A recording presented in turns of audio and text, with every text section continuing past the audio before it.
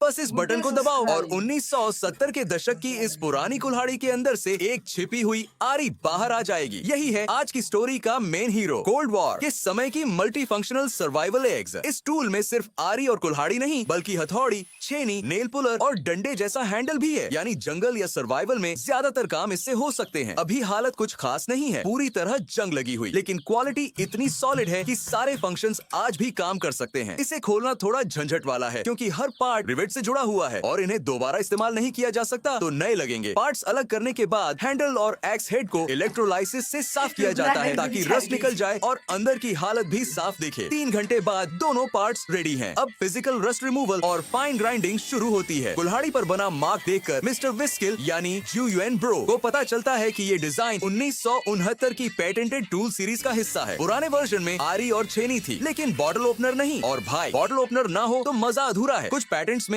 Shovel attachment भी दिखाया गया है। मतलब ये टूल सिर्फ एक एक्स नहीं बल्कि हंटर्स, सोल्जर्स और कैंपर्स के लिए एक छोटा सा मल्टी फंक्शन सर्वाइवल सिस्टम है। अब पॉलिशिंग शुरू होती है। एक्स हेड को फाइन पॉलिश दी जाती है और हैंडल को लेथ मशीन से ग्राइंड किया जाता है। दोनों पार्ट्स तैयार होने के बाद आता है निकल प्लेटिंग का स्टेप। यहाँ यूएन ब्रो खुद अपना प्लेटिंग सोल्यूशन बनाते हैं, सॉल्ट, विनेगर और प्योर निकल रॉड से। इलेक्ट्रोलिसिस के दौरान सोल्यूशन का रंग हरा होता जाता है जो बताता है कि प्लेटिंग परफेक्ट चल रही है। फिर पार्ट्स पर कॉपर की एक लेयर चढ़ाई जाती है मिडल कोटिंग के तौर पर। ये डिस्प्लेसमेंट प्लेटिंग से होता है जिसमें करंट नहीं लगता, बस मेटल रिएक्शन से कॉपर खुद चढ़ जाता है। फिर फाइनल निकल प्लेटिंग दी जाती है ताकि फिनिश स्मूथ और रस्ट प्रूफ रहे। प्लेटिंग के बाद सैंड ब्लास्टिंग से पुराना पेंट और रस्ट हटाया जाता है। पेयर स्टील निकलने के बाद पॉलिशिंग व्हील से सरफेस स्मूथ किया जाता है। 100 ब्लेड वाले हिस्से को शेप में लाया जाता है और कोल्ड ब्लूइंग सोल्यूशन से रस्ट प्रोटेक्शन दी जाती है। फिर एक लेयर ऑयल की लगाई जाती है। अब सिर्फ बटन बचा है, उसे लेथ मशीन से पॉलिश करके प्लेटिंग दी जाती है। सारे पार्ट्स तैयार हैं। अब फाइनल असेंबली शुरू होती है। नए रिवेट से सब कुछ जोड़ दिया जाता है और बस कोल्ड वॉर के उस जमाने की मल्टी टूल एक्स फिर से जिंदा हो गई। टेस्टिंग में इसके सारे functions, x, saw, chisel, hammer एकदम परफेक्ट चले।